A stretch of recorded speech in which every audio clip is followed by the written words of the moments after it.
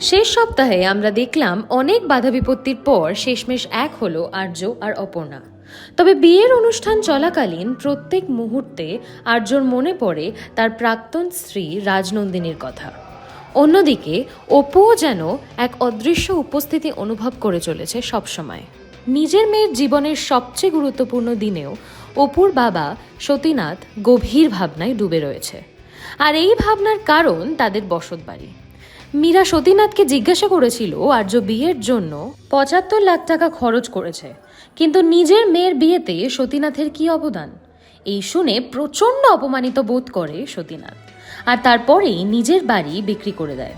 বাড়ি বিক্রির টাকা সে তুলে দেয় মীরার হাতে। মাথার উপরের ছাদ হারানোর চেয়েও যে চিন্তাটা তাকে কুড়ে কুড়ে খেতে থাকে সেটা হলো অপুর আর বাপের বাড়ির বলে কিছু থাকলো না। অন্যদিকে বিয়ে চলাকালীন অপু যেন রাজনন্দিনীর মতো আচরণ করতে থাকে। বিয়ের সব নিয়ম কানুন শেষে অপু আসলো নিজের শ্বশুরবাড়ি, কিন্তু শ্বশুরবাড়ি আসতেই হলো আর এক বিপদ। সব বাড়ির মতোই সিংহরায় বাড়িতেও বধূ বরণের নিয়ম রয়েছে। দুধ ভর্তি পাত্রে নতুন বউকে পা ভিজিয়ে সেই ভেজা পায়ের ছাপ দিতে হয়। কিন্তু অপু যখনই সেই পাত্রে পা দিল তখনই সে বুঝলো পাত্রের দুধ অতিরিক্ত গরম।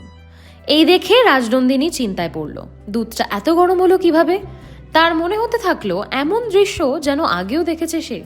এই একই পরিস্থিতি আগেও দেখেছে সে, কিন্তু কোথায় সেটা পরিষ্কারভাবে মনে পড়ল না।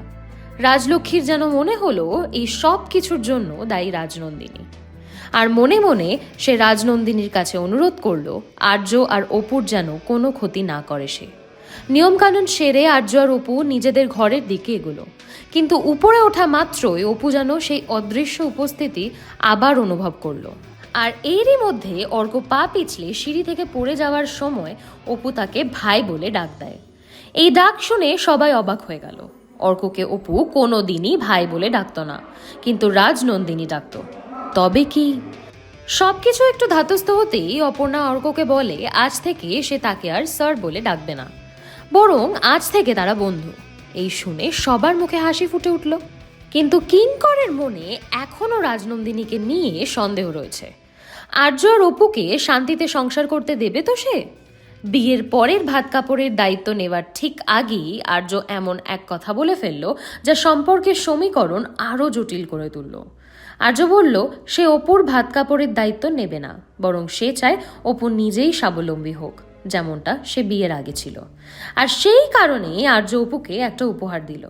কোম্পানির নতুন ভাইস প্রেসিডেন্ট পদে সে অপুকে নিযুক্ত করে। মীরা এই দেখে সন্দেহ করে যে আর্য আগে থেকেই এটা পরিকল্পনা করে রেখেছিল, আর অপুর হাতে এত ক্ষমতা দেওয়ার জন্যই হয়তো তাকে বিয়ে করে আর্য।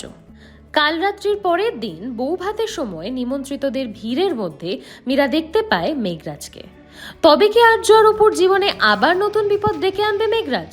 আর রাজনন্দিনীর কথা আর উপস্থিতি বা সবার কেন অনুভব হচ্ছে জানতে দেখুন চিরদিনই তুমি যে আমার, রোজ সন্ধ্যে 6:30 শুধুমাত্র জি বাংলায়।